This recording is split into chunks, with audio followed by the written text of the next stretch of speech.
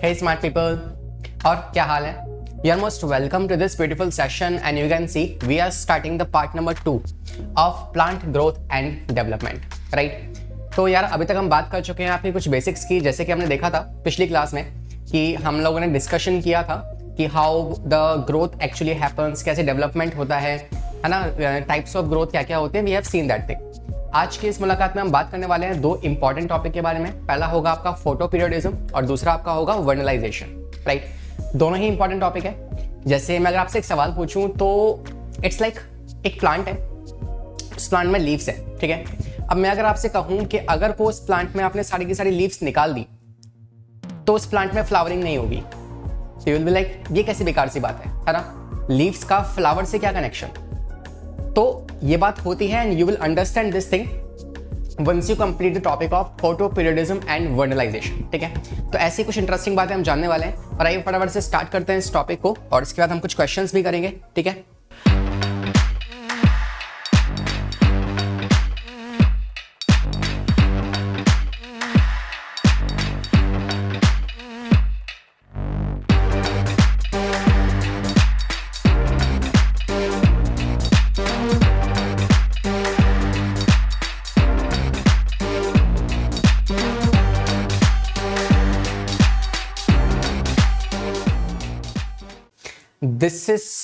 These are some of the questions which we have discussed till now and now अब हम आगे बढ़ रहे हैं and we will talk about the next topic that is going to be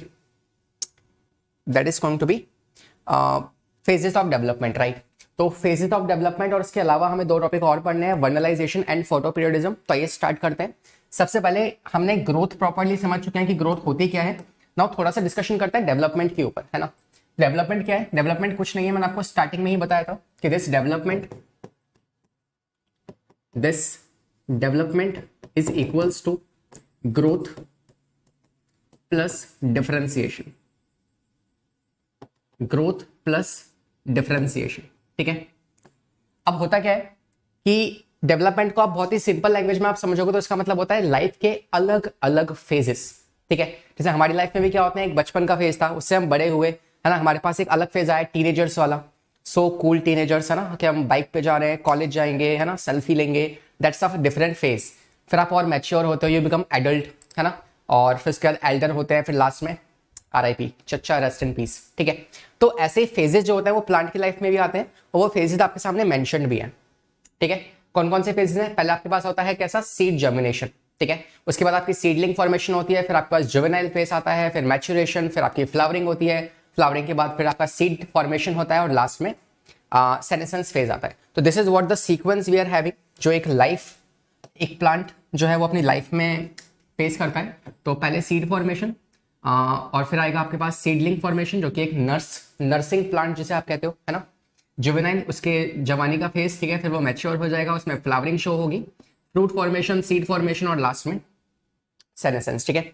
sir क्यों बता रहे हो ये बात? क्योंकि हमें इसमें से कुछ टॉपिक्स काफी ज्यादा ध्यान से पढ़ने हैं। पहला टॉपिक सीड जर्मिनेशन के अंदर जो हम पढ़ेंगे डोरमेंसी, तो हमें इसका डिस्कशन करना है डिटेल में। इसके अलावा फ्लावरिंग वाले टॉपिक में हमें दो बातें पढ़नी है। पहली बात दैट इज फोटो पीरियडिज्म और दूसरी बात जो हम पढ़ेंगे दैट इज वर्नलाइजेशन, ठीक है? These two topic we have to discuss in detail. तो आइए स्टार्ट करते हैं पहले टॉपिक के साथ, जो कि है डोरमेंसी, ठीक है? नाम तो यार सुना ही होगा आपने, व्हाट इज डोरमेंसी, ठीक है? डोरमेंसी क्या होती है? आपको पता है कि एक सीड जो है वो जर्मिनेट करने से पहले कभी कभार एक स्लीपिंग स्टेज में जाता है, उस स्लीपिंग स्टेज को हम कहते हैं क्या? डोरमेंसी, ठीक है? तो इट्स लाइक हमारे साथ भी होता है कि मान लो हम सोचते हैं कभी कि यार अब अच्छे से पढ़ेंगे ना, एकदम मस्त तरीके से पढ़ना स्टार्ट करेंगे और रात को 2 बजे तक पढ़ेंगे, लेकिन उससे पहले थोड़ा सा फोन चला लेते हैं, उससे पहले थोड़ी सी नींद ले लेते हैं, एक पावर नैप ले लेते हैं, है ना? तो दैट इज समथिंग जो कि एक तरीके से डोरमेंसी फेज में आप जा रहे हो और फिर एकदम से आप जर्मिनेट करोगे, ठीक है? अब वैसे ना like I personally have experience this thing कि यार जब कोई भी लाइक अगर आपको ये पता हो ना कि आपको अपनी स्लीप साइकिल या जो पावर नैप होता है उसे कैसे कंट्रोल करना है, तो आप मतलब सबसे बेस्ट अपने दिन को प्रोडक्टिव बना सकते हो।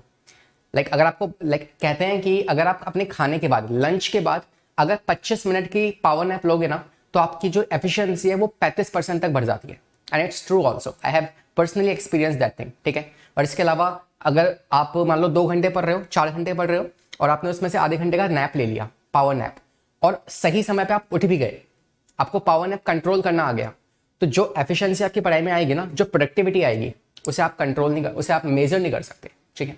तो पावर नैप्स लेना is not a wrong thing, है ना, कुछ गलत नहीं होता वो, बस उसे सही तरीके से इस्तेमाल करना आपको आना चाहिए, ओके। तो आइए आगे बढ़ते हैं। Starting with the dormancy phase, क्या होता है? Seed dormancy means lack of seed germination, कि भाई सीड जर्मिनेट करने वाला था लेकिन करते करते रह गया। जैसे तुम उठ के पढ़ने वाले थे और उठते उठते रह गए मॉर्निंग में, सुबह सुबह, ठीक है, होता है हमारे साथ ऐसा अक्सर, है ना। तो during the favourable conditions it is not controlled by the external factors but it is controlled by the seed itself. अब क्या कारण है डोरमेंसी के, कौन कौन से फैक्टर्स कंट्रोल करते हैं इसको, तो आइए उस सब पे डिस्कशन करते हैं। सबसे पहले एडवांटेज क्या होते हैं सीड डोरमेंसी के, कि सर एक प्लांट ग्रो होने वाला था लेकिन वो ग्रो होने से रुक गया, तो इसमें क्या फायदा? ये तो नुकसान हो गया ना प्लांट का भी, हमारा भी, लेकिन फायदे भी हैं। 2 फायदे सुनो। पहला फायदा over crowding of the seed, कि मान लो मतलब एक ही पूरी एक लैंड है ना, पीस ऑफ अ लैंड, उस लैंड पे बहुत सारे सीड लगे हुए थे और उन सभी सीड में जर्मिनेशन होना था, लेकिन क्या हुआ, उनमें से कुछ सीड डोरमेंट फेज में चले गए। तो ये बिल्कुल सही बात है ना, हो सकता है क्योंकि भाई सारे के सारे न्यूट्रिएंट्स जो है बाकी सीड्स ने ले लिए, इस सीड को न्यूट्रिएंट्स नहीं मिला, और अगर कोई ग्रो करता तो वैसे ही मर जाता, तो इससे अच्छा ही डोरमेंट फेज में चला गया, है ना। थोड़े से न्यूट्रिएंट्स कलेक्ट करेगा और फिर नेक्स्ट टाइम ग्रो करेगा, तो इट्स फाइन, अच्छा है, एडवांटेज है ना, कि भाई ओवर क्राउडिंग से बच जाते हैं एक सीड। इसके अलावा prevent germination during the unfavourable conditions. अब इसमें क्या होता है, मान लो एक सीड जो है वो जर्मिनेट करने वाला है लेकिन उसके आसपास की कंडीशंस फेवरेबल नहीं है। अब जब कंडीशंस ही फेवरेबल नहीं है तो अगर वो ग्रो कर भी गया तो जिंदा कैसे रहेगा, है ना, उसे कोई खाना खिलाने वाला तो है नहीं, आसपास कंडीशन बेकार है, तो कहेगा कि मैं तो अंदर ही बैठा हूं, मेरे को नहीं जाना भी बाहर, क्योंकि बाहर कंडीशंस बेकार चल रही हैं, क्या करूंगा मैं जाके, है ना। तो इन दैट केस भी एक सीड डोरमेंट फेज में चले जाता है। तो दोनों ही फायदे हैं एक डोरमेंसी के आने के। और कारण क्या होता है डोरमेंसी के? कारण नंबर 1, इम्परमेएबल और हार्ड सीड कोटिंग। जो एक सीड है उसके ऊपर क्या होता है? सीड कोट, है ना। तो वो सीड कोट इतनी ज्यादा हार्ड है कि एक प्लांट जो जर्मिनेट करना चाहता है वो जर्मिनेट ही नहीं कर पा रहा, because of the outer protective layer, ठीक है। सेकेंड थिंग, केमिकल इनहिबिशन, कि भाई उसके अंदर या फिर उसके आसपास कुछ केमिकल्स ऐसे सिक्रीट कर दिए गए हैं जिसकी वजह से वो जर्मिनेट नहीं कर पा रहा है, ओके। और तीसरा कारण है इमैच्योर एम्ब्रियो। जो एम्ब्रियो है वो मैच्योर हुआ ही नहीं है और उससे पहले जर्मिनेशन का फेज आ गया, तो वो भी एक दिक्कत है ना। तो इस कारण से भी सीड किस में चला गया? डोरमेंसी फेज में चला गया। These are the 3 major reasons. जो रीजंस आपसे पूछते हैं तो ये आपको रीजंस पता होने चाहिए। इसके अलावा हम बात कर लेते हैं कुछ इसके नेचुरल कारण और आर्टिफिशियल कारण की। ये इतना इंपॉर्टेंट टॉपिक नहीं है इसलिए मैं कुछ पॉइंट्स आपके लिए लिख के लाया हूं ऑलरेडी, है ना, तो इसे बस आप नोट पॉइंट कीजिएगा फटाफट से, और बेसिक सी बात है, पता भी होंगी आपको, ठीक है। कारण नंबर 1 जो कि एक नेचुरल कारण है, माइक्रोबियल एक्शन। कोई एक ऐसा माइक्रोब है जिसकी वजह से, अच्छा ये है क्या? ये है सीड डोरमेंसी को ब्रेक करने के नेचुरल तरीके। क्यों होती है सीड डोरमेंसी, वो पढ़ लिया, है। देयर आर सेवरल रीजन, जैसे कि केमिकल हो गया आपके पास, है ना, केमिकल इनहिबिशन, या फिर सीड कोट बहुत हार्ड है, ये इसके कारण थे। अब डोरमेंसी टूटेगी, कैसे टूटेगी? 2 तरीके से, एक है नेचुरल तरीका और एक है आपका आर्टिफिशियल तरीका। नेचुरली कैसे टूट सकती है? माइक्रोबियल एक्शन से, कि मान लो कोई एक माइक्रोब आया, उसने क्या किया, उस सीड को जर्मिनेट करने के लिए मजबूर कर दिया, ठीक है। दूसरा कारण, passes through the digestive system of the animals. मान लो एक सीड है जिसकी आउटर कवरिंग ना बहुत हार्ड, ठीक है, तो इन दैट केस क्या हुआ, अब उसके कारण से क्या हुआ कि वो सीड जर्मिनेट नहीं कर पा रहा। अब कोई एक एनिमल है, जैसे डॉग है या फिर कोई भी एक एनिमल है, उसने उस सीड को खा लिया। अब खाने के बाद क्या होगा, वो उसके डाइजेस्टिव ट्रैक्ट से जाएगा, HCl होता है डाइजेस्टिव ट्रैक्ट्स में एनिमल्स के, है ना, और उस HCl को पार करके जब वो सीड फीसिस के थ्रू बाहर निकलेगा, जैसे किसी काऊ ने या किसी गोट ने खा लिया, तो गोट के जब फीसिस में वो सीड होगा तो उसकी जो आउटर मोस्ट कोटिंग है वो सॉफ्ट हो जाएगी, बिकॉज वो HCl से गुजर के आई है ना। तो दूसरा कारण क्या है कि passes through the digestive system of the animals. इस कारण से क्या होता है, जो सीड कोट है वो सॉफ्ट हो जाती है बिकॉज ऑफ HCl और सम अदर रीजंस, ठीक है। तो एक तो कारण ये हो गया। दूसरा कारण, chemical inhibitors that leads to seed dormancy are often leached off by the action of rain water. कभी कभी क्या होता है, एक सीड के पास कुछ ऐसे केमिकल्स डिपोजिशन हो गया जिसकी वजह से वो सीड जर्मिनेट नहीं कर पा रहा, बारिश होती है और वो सारे के सारे जो केमिकल्स लगे पड़े ना सीड के ऊपर, वो उस रेनफॉल की वजह से ना वो हो जाते हैं, यू कैन से वॉश ऑफ हो जाते हैं, वॉशिंग हो जाती है उनकी, और उसके बाद फिर सीड जर्मिनेट कर जाता है। तो rainfall can be one of the reason कि भाई एक सीड जर्मिनेट कर रहा है या उसकी डोरमेंसी ब्रेक हो रही है। ठीक है, तो these are the two reasons, I think ये आपको समझ में आ गए होंगे। बात करते हैं आर्टिफिशियल रीजंस की, जो कि हम करवाएंगे, है ना, जबरदस्ती करवाएंगे। और इसमें आप देखोगे कि हम नाइफ को लेके या फिर सैंड पेपर को, विगर को, शेकिंग से, है ना, या फिर स्ट्रॉन्ग एसिड से, हॉट वाटर से और चिलिंग कंडीशन देने से, इन सब चीज़ों से भी एक जो आपका आर्टिफिशियल जो एक सीड डोरमेंसी है वो ब्रेक हो सकती है। ठीक है, इसे आप कहते हो स्कैरिफिकेशन। क्या कहते हो? You call it as a scarification. क्या होता है स्कैरिफिकेशन में? कि आपने एक सीड को लिया, उसकी आउटर मोस्ट कवरिंग बहुत हार्ड है, सैंड पेपर से आपने उसे हल्का सा स्क्रैप कर दिया, ठीक है, या फिर एक नाइफ से आपने उसका जो एम्ब्रियो वाला, जो एम्ब्रियोनल एक्सिस वाला जो पॉइंट होता है उसको आपने ब्रेक कर दिया, तो उससे इजीली डोरमेंसी जो है वो ब्रेक हो जाएगी। ठीक है, तो दीज आर द रीजंस जिसे आप आर्टिफिशियली ब्रेक कर सकते हो, या फिर subjecting the seed to a chilling condition और application of certain chemicals like gibberellin. इसको आप अभी आगे पढ़ोगे, है ना। आई टीच यू पीजीआर, जो कि है प्लांट ग्रोथ रेगुलेटर्स। तो वहां पे मैं आपको सिखाऊंगा कि यार जिब्रेलिन जो होता है वो आपका सीड जर्मिनेशन में हेल्प करता है। ठीक है, तो वो हम पढ़ेंगे। तो दीज आर द रीजंस और the you can say methods to break the dormancy. Okay, तो आई थिंक ये आपको समझ में आ गया होगा, इसे आप नोट डाउन कर लीजिए। And now I am moving on to the next topic, that is your photoperiodism. ठीक है, keeping the next heading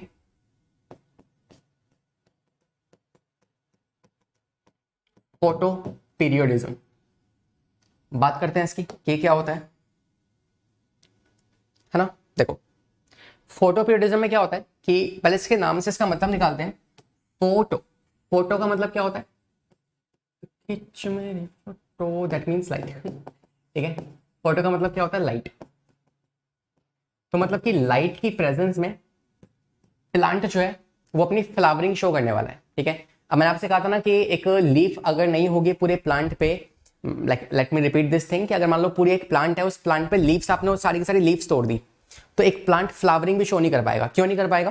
because leaf ही वो पार्ट है एक प्लांट का जो कि लाइट को सेंस करेगा, और लाइट की वजह से कुछ प्लांट ऐसे हैं जो अपनी फ्लावरिंग शो करते हैं कि उन्हें अगर प्रॉपर जितनी लाइट उन्हें चाहिए उतनी लाइट मिलेगी तो फ्लावरिंग शो करेंगे, वरना बैठे रहो, नहीं होने वाली फ्लावरिंग, कुछ कर लो चाहे। ठीक है, तो इसलिए लीफ भी इंपॉर्टेंट है।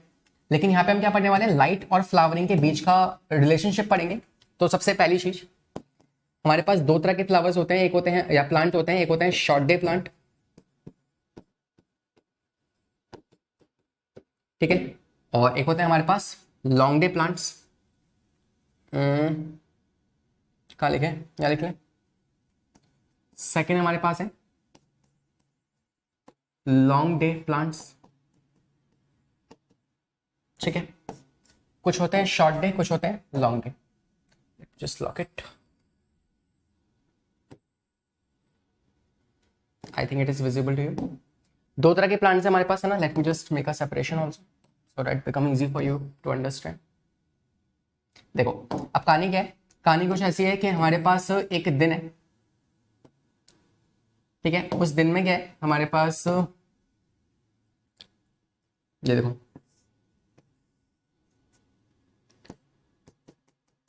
एक ऐसा दिन जिसमें क्या है, लाइट ज्यादा है लेकिन डार्कनेस कम है, मतलब डे ज्यादा लंबा है और रात थोड़ी सी है। ठीक है, दूसरा एक कंडीशन हमारे पास ये है कि जिसमें हमारे पास लाइट तो थोड़ी सी है लेकिन रात बहुत लंबी है, और तीसरी कंडीशन यहाँ पे आपके पास इक्वल लाइट और इक्वल ये है डार्कनेस है। ठीक है, या इसको ऐसे ले लो, लाइट अच्छी खासी है लेकिन टुकड़ों में है, थोड़ी सी लाइट है, फिर थोड़ी सी डार्कनेस, फिर थोड़ी सी लाइट, फिर थोड़ी सी डार्कनेस, फिर थोड़ी सी लाइट, फिर थोड़ी सी डार्कनेस, ऐसी कंडीशन है। इस वाली पहली कंडीशन में क्या शॉर्ट डे प्लांट अपनी फ्लावरिंग शो करेंगे? तो यू विल से कि सर शॉर्ट डे प्लांट है, मतलब कि उनको लाइट ज्यादा नहीं चाहिए, उनको अंधेरा ज्यादा चाहिए, है ना। तो अंधेरा क्या ज्यादा यहाँ पे है? नहीं, यहाँ पे अंधेरा कम है, लाइट ज्यादा है, तो इसमें तो वो फ्लावरिंग शो नहीं करेंगे। उन्होंने कहा नहीं, हमें नहीं करनी भाई फ्लावरिंग शो, तुम बेकार आदमी हो, उन्होंने मना कर दिया। लॉन्ग डे प्लांट्स को लाइट ज्यादा चाहिए तो ये फ्लावरिंग शो कर देंगे, ये खुश है। ये हम फ्लावरिंग करेंगे, उन्होंने फ्लावरिंग शो कर दी। ठीक है, इसकी बात करते हैं। सेकंड कंडीशन आप जानते हैं कि लाइट कम है और शॉर्ट डे प्लांट्स को लाइट कम चाहिए, अंधेरा ज्यादा चाहिए, तो ये फ्लावरिंग शो कर देंगे। ये फ्लावरिंग हो गई। ठीक है, लेकिन लॉन्ग डे प्लांट्स को लाइट ज्यादा चाहिए, ये फ्लावरिंग शो नहीं करेंगे, ये मना कर देंगे, चाहे जो कर लो हम नहीं करेंगे फ्लावरिंग, गुस्सा हो गए। तीसरी कंडीशन में लाइट तो ज्यादा है मगर टुकड़ों में है। इट्स लाइक कि आपने लाइट देने का वादा किया कि हम तेरे को लाइट देंगे, आपने लाइट थोड़ी सी दी, फिर इसको अंधेरा कर दिया, इसको मजा आ गया, अरे वाह अंधेरा हो गया है, अब मैं फ्लावरिंग शो कर दूंगा, लेकिन फिर देखा लाइट आ गई, फिर एकदम से अंधेरा हुआ, फिर लाइट आ गई, ये परेशान हो गए, कह रहे क्या क्या क्या बकवास कर रहे हो तुम, है कभी लाइट दे रहे हो कभी लाइट नहीं दे रहे हो, मेरे को फ्लावरिंग नहीं करनी, ये मना कर देंगे, गुस्सा हो जाएंगे, नहीं करनी फ्लावरिंग। ठीक है, और जो आपके लॉन्ग डे प्लांट्स हैं इनको तो मजा आ गया, भाई पूरे दिन भर में लाइट मिल रही है, अंधेरा हो ही नहीं रहा, अगर हो भी रहा है थोड़ी सी देर के लिए हो रहा है और फिर लाइट आ जा रही है एकदम से, है ना, तो ये खुश हो जाएंगे इस बात से, ये फ्लावरिंग शो कर देंगे। लो भाई खुश हो गए, फ्लावर ही फ्लावर, है ना, पुष्पा फ्लावर फायर सब कुछ। ठीक है, तो ये कंडीशन होती है, कुछ कहते हैं जिसको आप कहते हो, कुछ होते हैं आपके शॉर्ट डे प्लांट्स, कुछ होते हैं आपके लॉन्ग डे प्लांट्स। ठीक है, short day plants and long day plants, तो depending upon the how much light is there, उसके डिपेंडेंसी पे ये अपनी फ्लावरिंग शो करते हैं। और इसके लिए क्या रिस्पॉन्सिबल है, इसके लिए लीफ जो होती है ना, अब कैसे पता है प्लांट को यार लाइट है कि नहीं है, तो लाइट जो लीफ है ना वो बताती है, लीफ जो है वो लाइट को सेंस करती है ना, और करती क्या है, एक स्टेज आती है जिसमें ना एक जो लीफ है वो लाइट को एब्जॉर्ब करती है, तो वो स्टेज कुछ ऐसी है कि आरएफ को वो कन्वर्ट कर देगी, या हम कह सकते हैं कि ये जो लीफ है ये लाइट को एब्जॉर्ब कर रही है। ठीक है, अब जैसे मान लो इस वाले केस में देखो, लाइट पीरियड या फिर फोटो पीरियड और डार्क पीरियड या फिर आपके स्कोटो, ये स्कोटो पीरियड्स क्या होता है, this is the another name for this, short day plants को आप स्कोटो पीरियड्स भी कहते हो, लिख लो इस चीज को, फोटो पीरियड्स। ठीक है, अब इस पे आते हैं, तो अगर हम यहाँ पे बात करें कि देखो जो लाइट, एक लीफ जो लाइट सेंस कर रही है ना, वो करती क्या है, उसके दो स्टेजेस आती है, एक स्टेज होती है P, you can say R, और एक होती है पी एफ आर। ये लाइट की एब्जॉर्प्शन वाली जो है वो स्टेज है। ठीक है, इसमें क्या होता है कि पी आर जैसे जैसे बनता जा रहा है ना, जैसे जैसे पी आर बनता जा रहा है, वो क्या कर रहा है दिन में, है ना, लाइट के टाइम पे, कहाँ लिखें, यहाँ लिख लें, लाइट वाले टाइम पे पी आर जो है वो एब्जॉर्ब हो रहा है ना, यहाँ से लाइट एब्जॉर्ब हो रही है पी आर स्टेज वाली, और वो कन्वर्ट होती जा रही है पी एफ आर के अंदर। तो वी कैन से कि दिन वाले टाइम पे कौन ज्यादा होगा, पी एफ आर ज्यादा होगा, बिकॉज सारा का सारा पी आर कन्वर्ट हो रहा है किसमें, पी एफ आर में। तो एक प्लांट को पता लगता है कि यार देखो पी एफ आर ज्यादा बनते जा रहा है, पी आर जो है वो पी एफ आर में कन्वर्ट होते जा रहा है, होते जा रहा है, होते जा रहा है, मतलब क्या हो रही है, लाइट है इस टाइम पे, इसका मतलब क्या है कि लाइट है इस टाइम पे। ठीक है, तो वो लाइट सेंस कर लेगा। रात के टाइम पे क्या होता है, लाइट तो आ नहीं रही है ना, सन की रेस तो आ नहीं रही है, तो पी आर बनेगा नहीं, पी आर बनेगा नहीं तो पी एफ आर में कन्वर्ट नहीं होगा, तो उल्टा होता है पी एफ आर इसमें कन्वर्ट होते जाता है रात के टाइम पे। तो अगर को पी आर की कॉन्सेंट्रेशन ज्यादा है, मतलब क्या है, रात हो रखी है, तो नाइट में क्या होता है, पी आर की कॉन्सेंट्रेशन ज्यादा हो जाती है। तो ये कहानी रहती है बॉस, ये कहानी रहती है।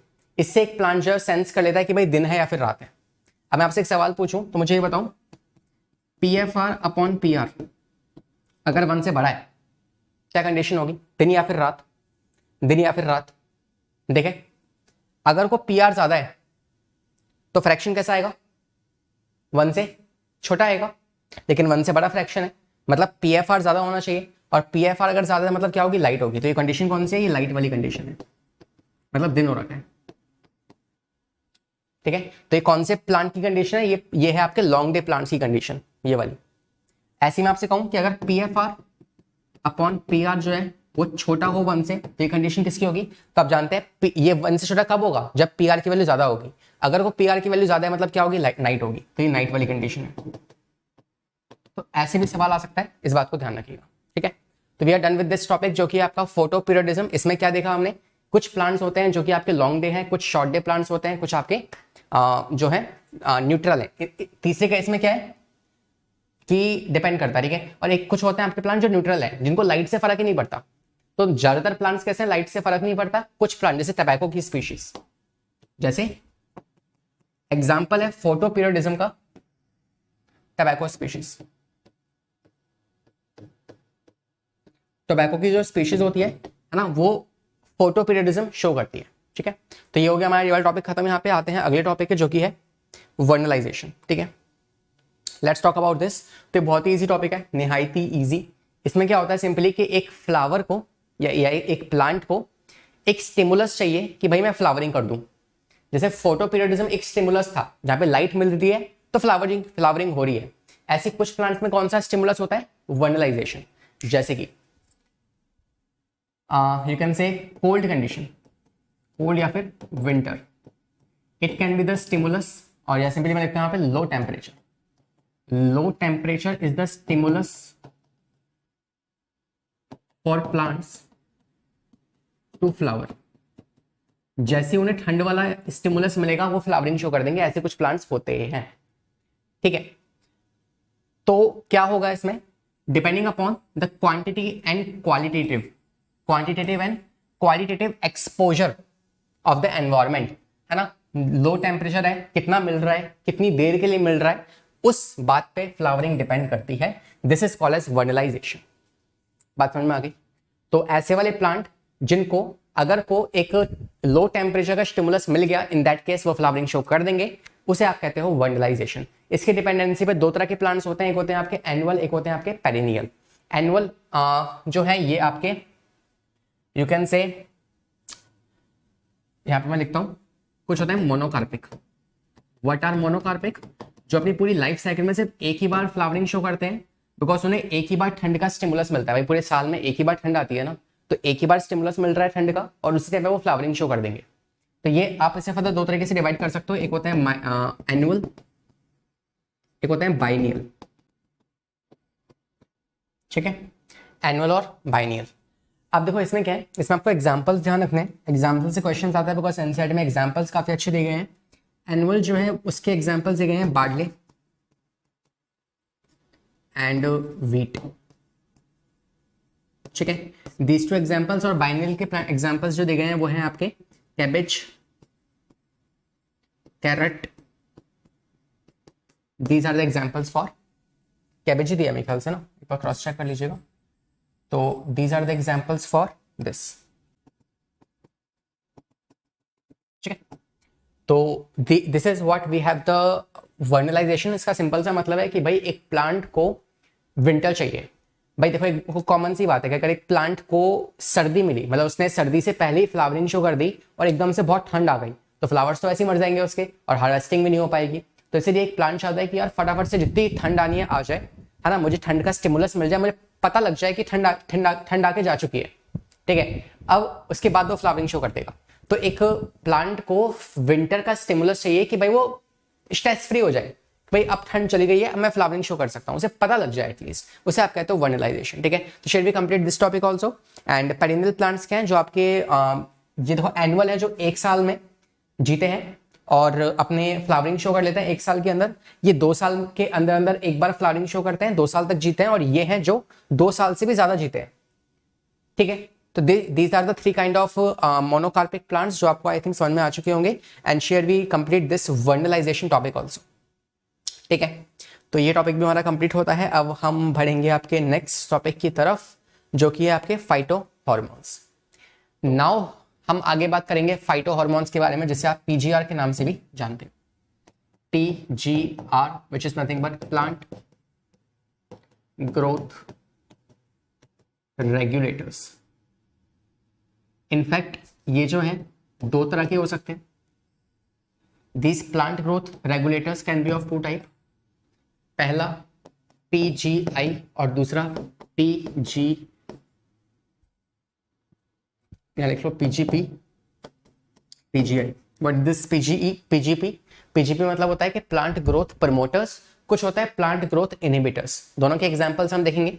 और यहाँ कुछ बेसिक बातें मैंने लिखी है। हमें 5 तरह के हॉर्मोन्स पढ़ने में, लिख भी देता हूँ आपके लिए। पहला हम पढ़ेंगे ऑक्सिन के बारे में, विच इज अ प्रमोटर, जो ग्रोथ प्रमोट करेगा। दूसरा जिब्रेलिन,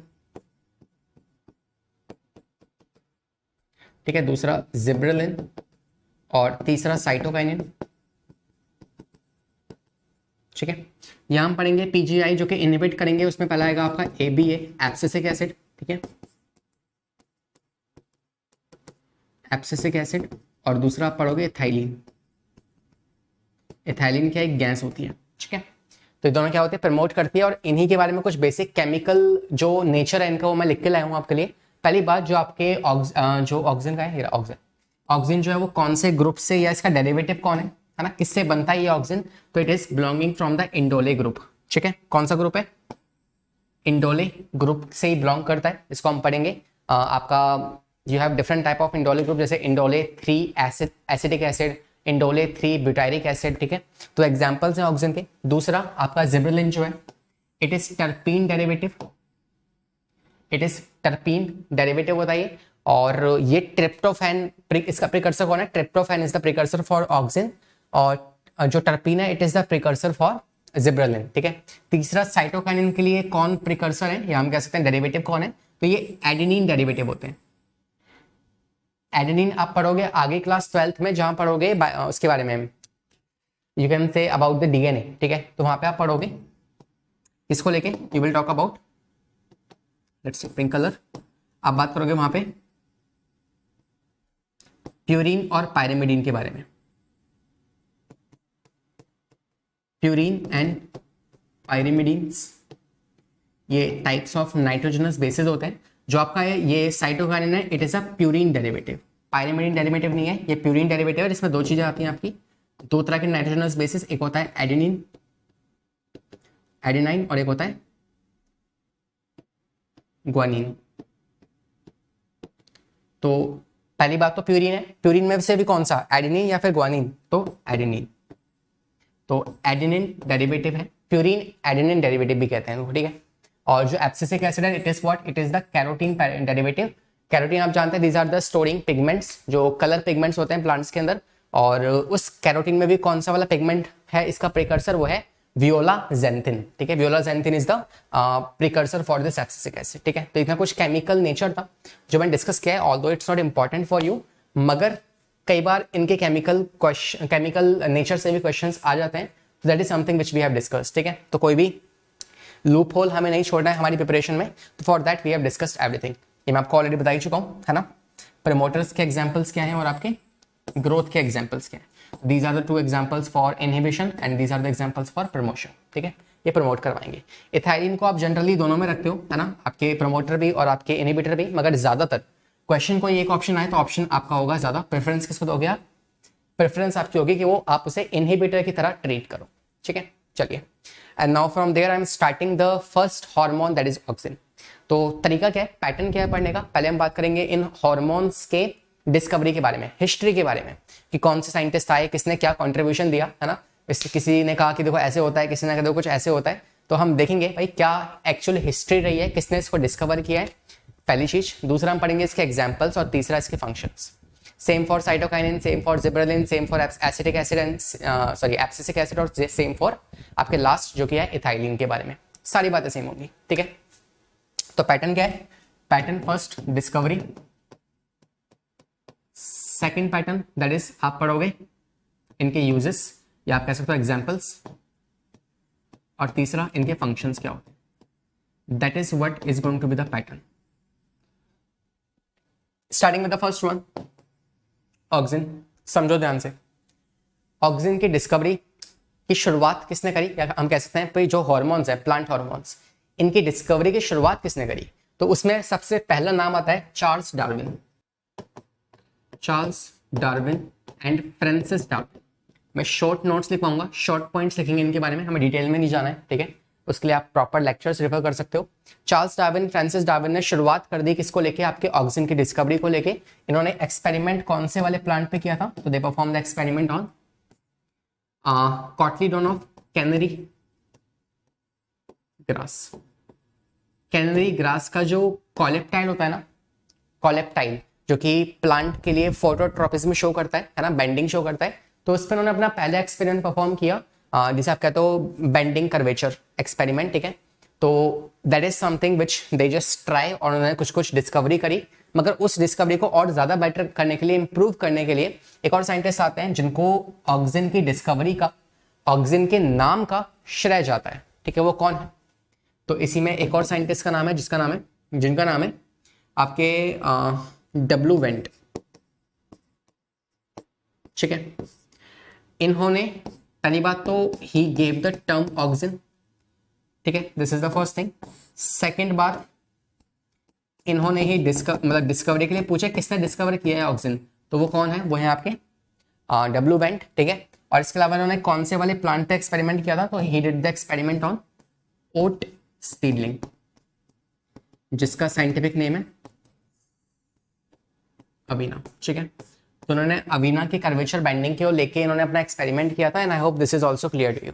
ठीक है, तो ये थे आपकी दो चीजें, है ना। इसमें आपको ये दो साइंटिस्ट के नाम ध्यान रखने हैं, इनके एक्सपेरिमेंट की डिटेल मैंने लेक्चर में दे रखी है, उससे जाके आप रेफर कर सकते हो। अब आते हैं इसके सबसे इंपॉर्टेंट, मतलब लाइक इसकी दूसरी बात पे। तो पहले तो साइंटिस्ट के नाम हो गए। एग्जाम्पल्स की बात करें इनके, तो हम कह सकते हैं, देखो जो आपका ये ऑक्सीजन है ना, यहां लिख लेते हैं,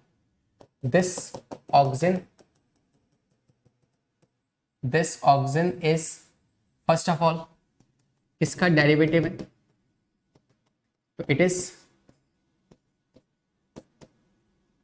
ट्रिप्टोफैन डेरिवेटिव। ठीक है, दूसरा ये कहां पे पाया जाता है, तो लोकेशन क्या है इसकी, तो it is found at the apex, है ना, root and shoot apex of plant. ठीक है, तीसरा इसके एग्जाम्पल्स आपसे पूछे तो एग्जाम्पल्स आप दे दोगे। दो एग्जाम्पल्स पढ़ेंगे, एक होगा आपके सिंथेटिक ऑक्सीजन और एक होता है आपका नेचुरल ऑक्सीजन।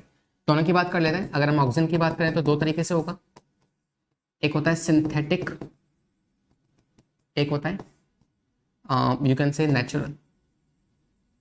नेचुरल के दो एग्जाम्पल्स लिख लो, मैं ऊपर लिख देता हूँ, नीचे जगह नहीं है। पहला, you can write the example that is इंडोले। अगर आपको याद हो तो ये इंडोले डेरिवेटिव थे, तो एग्जांपल आएगा इंडोले 3 एसिटिक एसिड, है ना, और इंडोले 3 ब्यूटाइरिक एसिड। ठीक है, इसे आप IAA भी कहते हो और IBA भी कहते हो। ठीक है, शॉर्ट फॉर्म में क्या है, IAA और IBA। ठीक है, these are the natural examples. बात करें सिंथेटिक या फिर आर्टिफिशियल एग्जांपल्स, तो इसमें आप पहला एग्जांपल लिख लो जो कि है आपका 2,4 डाइक्लोरो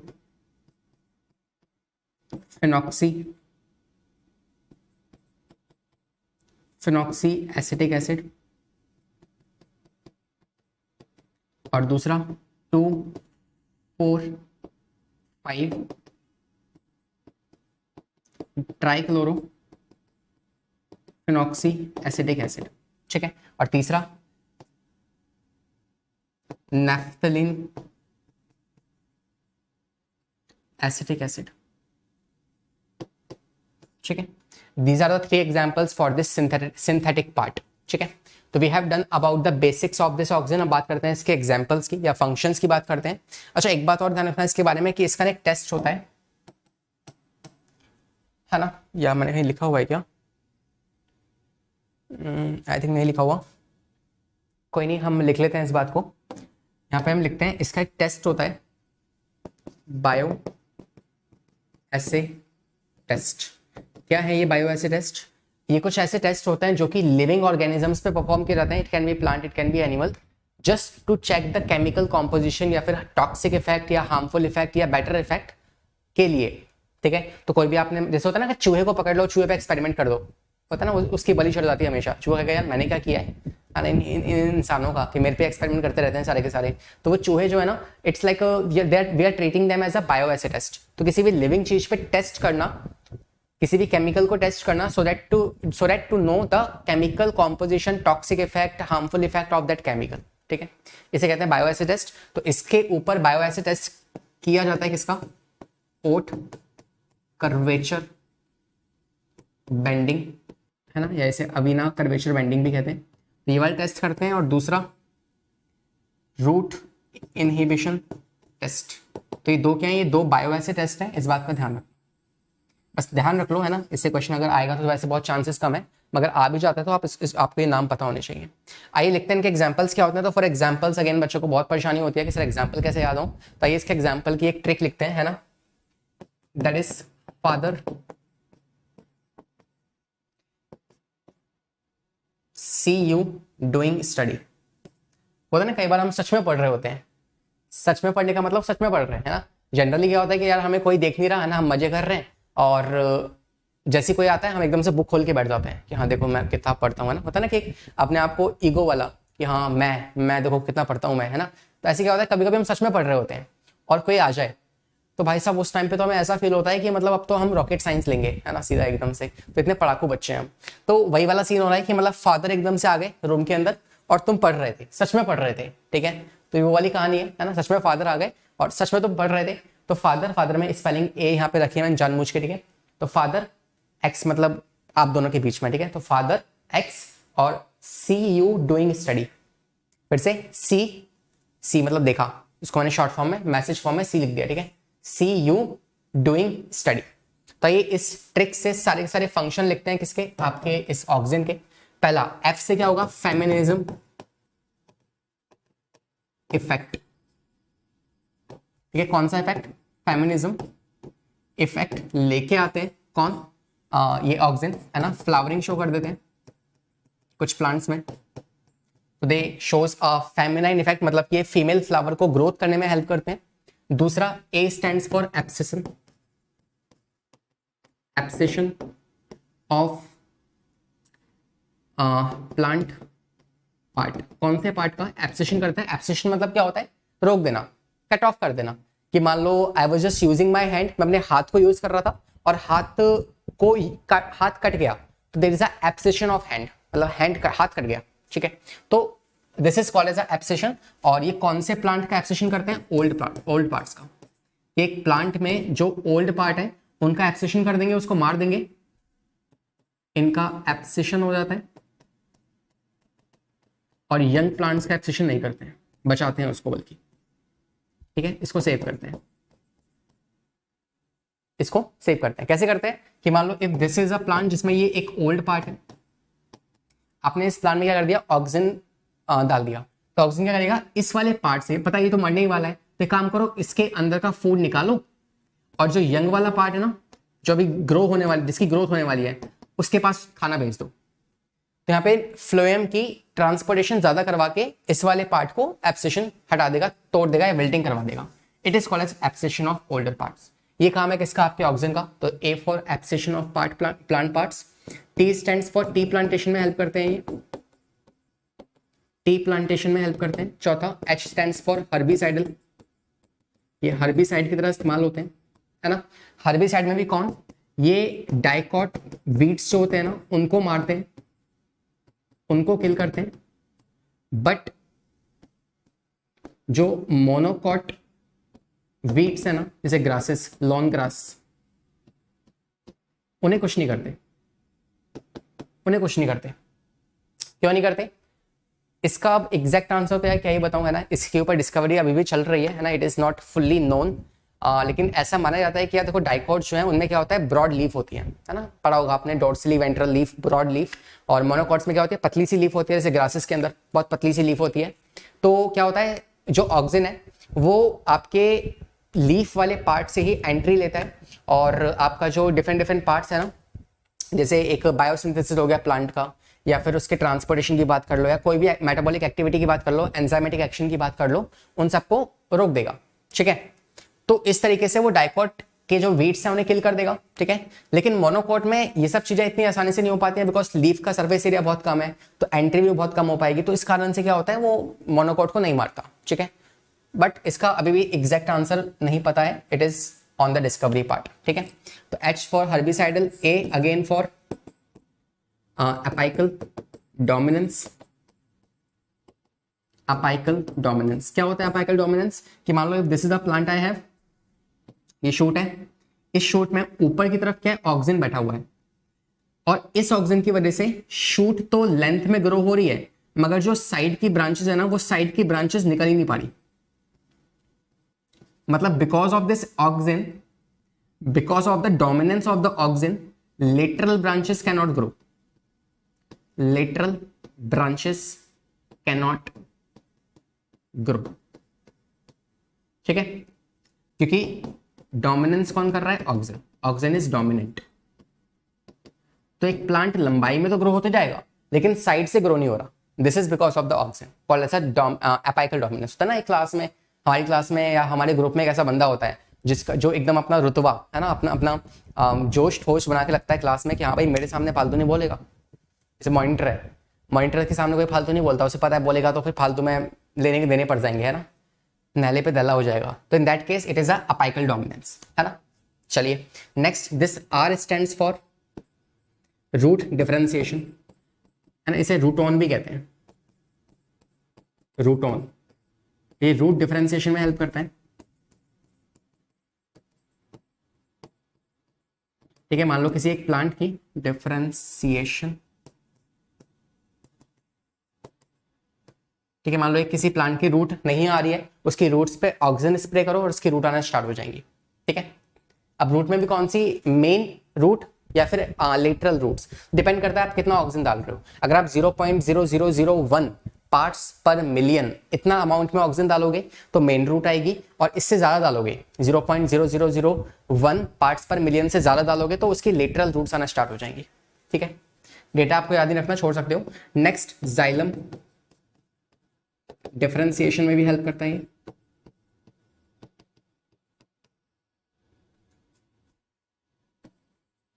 ठीक है, इसके अलावा सी स्टैंड्स फॉर, और इस यू को आप काट दो, कुछ काम नहीं है इस यू का। सी और डी मिला के आप कह सकते हो सेल डिवीजन, सेल डिवीजन में हेल्प करता है। और last S, seedless fruit, seedless fruits या वेजिटेबल्स की डेवलपमेंट बाय पार्थेनोकार्पी, पार्थेनोकार्पी जो आप जानते हैं क्या है, this is the development of fruit without fertilization, बिना फर्टिलाइजेशन के फ्रूट की डेवलपमेंट होना, is called as a parthenocarpy. Example है आपका टमाटो, बहुत सारे एग्जांपल्स हैं but as of now tomato. तो ये सारे क्या है, फंक्शंस है किसके, आपके ऑक्सीजन के। आई होप ये फंक्शंस आपको समझ में आए होंगे। ट्रिक को फटाफट से लिख लो और इसके एग्जांपल्स को भी याद कर लो। ठीक है, ट्रिक क्या है, father X see you doing study, see you doing study. आते हैं अगले वाले पे। तो ये कुछ एग्जांपल्स आप देख पा रहे हो कैसे इसने रूट इनिशिएशन करवा दिया है, इसकी वजह से, किसकी वजह से, आपके ऑक्सीजन की वजह से। फ्लावर इनिशिएशन, फीमेल फ्लावर की ग्रोथ हो जा रही है। अपाइकल डोमिनेंस आप देख पा रहे हैं कि जैसे ही अपाइकल डोमिनेंस, मतलब इसकी वजह से लेटरल बड्स ग्रो नहीं हो रही थी। सॉल्यूशन क्या है इसका, कैपेसिटेशन। ऊपर वाला जो पार्ट है ना, टिप, उसे काट दो तो ऑक्सीजन हट गया तो लेटरल ब्रांचेस आ जाएंगी, इसलिए ना। तो यू कैन सी अपाइकल बड को रिमूव कर दिया, काट दिया, इससे हो सकता है। पार्थेनोकार्पी देखो, बिना सीड के टमाटो। ठीक है, इसके अलावा प्रिजर्वेशन ऑफ द एब्सेशन, तो ये आपके ओल्डर पार्ट्स को गिरा देगा, यंगर पार्ट्स को प्रमोट करेगा, और फेमिनिज्म इफेक्ट शो करता है। ये सारे एग्जांपल्स हम पढ़ चुके हैं। ठीक है, आते हैं सेकंड पे, जिब्रेलिन। तो इसके भी क्या पढ़ेंगे, पहले हम डिस्कवरी पढ़ेंगे, फिर इसके एग्जांपल्स, और लास्ट में इसके फंक्शंस को। ठीक है, starting with the first part, that is the discovery. तो कैसे इसकी डिस्कवरी हुई जिब्रेलिन की, तो आइए उसको समझते हैं। तो इसमें यार बहुत ही मतलब ऐसे परेशान करने वाले नाम है ना, तो कोशिश करना तुम्हें याद कर लो, बिकॉज इन नाम से ही क्वेश्चन बन जाते हैं। सबसे पहला आपके पास नाम क्या है, एक साइंटिस्ट थे, जापानीज साइंटिस्ट, है ना, जिनका नाम था कुरोसावा। ऐसे पॉइंट पॉइंट बात लिख रहा हूं, है ना, कुरोसावा। कुरोसावा एक साइंटिस्ट थे जिन्होंने क्या देखा, इन्होंने देखा कि यार जो राइस प्लांट होता है ना, राइस के प्लांट में एक डिसीज हो गई है ना, एक डिसीज हो गई है जिसका नाम, जिसको इन्होंने कहा फुलिश सीडलिंग, फुलिश सीडलिंग, या इसी को कहते हैं बकानेस डिसीज, बकाने डिसीज। ठीक है, अब जापानीज हैं तो ऐसे ऐसे नाम होंगे इसके, है ना। तो इसमें क्या होता है कि इसको फुलिश सीडलिंग क्यों कहा, कि भाई इसमें क्या होता है, एक प्लांट जो होता है ना, वो अपनी लेंथ को इतनी ज्यादा इंक्रीज कर लेता है जिसकी वजह से उसके पार्ट्स अच्छे से ग्रो नहीं हो पाते और वो अपनी ही वजन की वजह से गिर जाता है। ठीक है, तो इसलिए इसको कह दिया फुलिश, तू बेकार है, बेवकूफ है क्या, मतलब खुद ही इतना लंबा ग्रो हो जा रहा है कि अपना वजन नहीं संभाल पा रहा और नीचे गिर जा रहा है ऐसे, ठीक है, तो इसलिए इसको फुलिश सीडिंग नाम दिया गया है ना। और तीसरा ये क्यों हो रहा है, तो ही एक्चुअली नोटिस किया ये एक फंगस की वजह से हो रहा है, जिस फंगस का नाम इन्होंने दिया जिब्रेला फ्यूजी कोराए,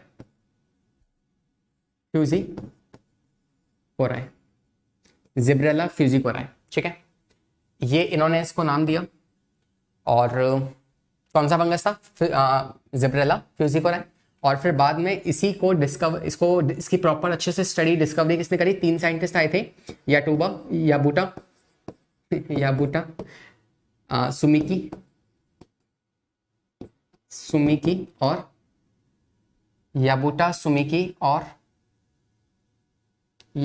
सुमिकी और हयाशी,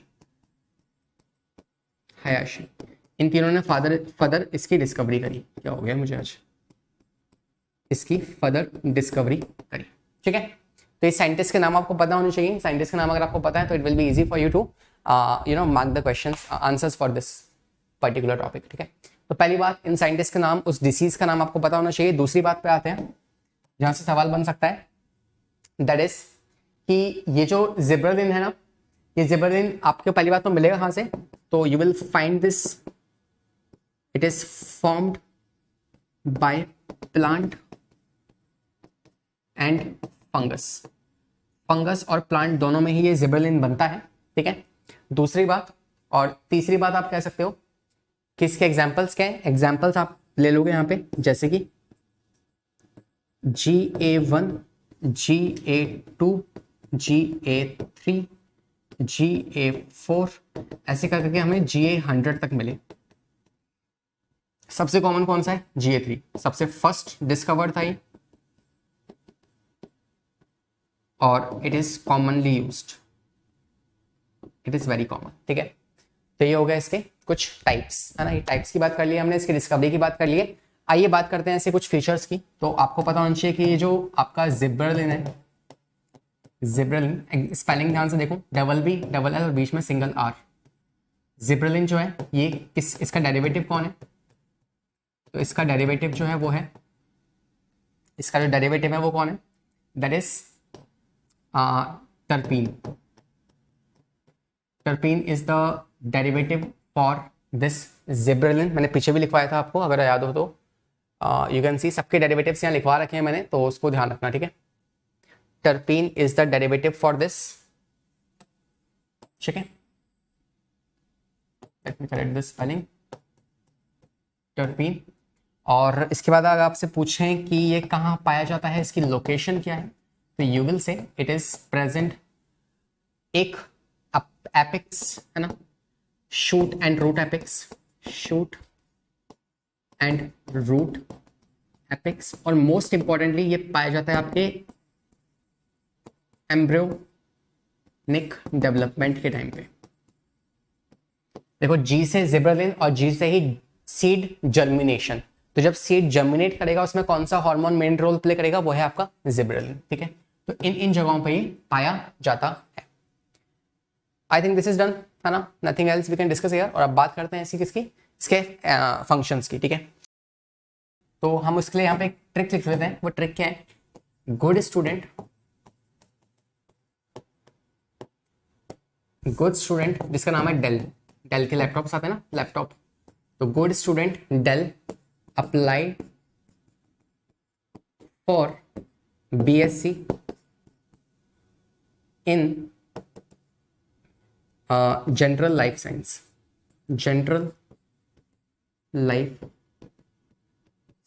ठीक है। देखो अब ध्यान से, क्या ट्रिक है ये, हाँ क्या ट्रिक है, तो लेट मी जस्ट रिसर्च, हाँ देखो, जिसमें से G और S क्या है, GS is germination, let me change the colour, germination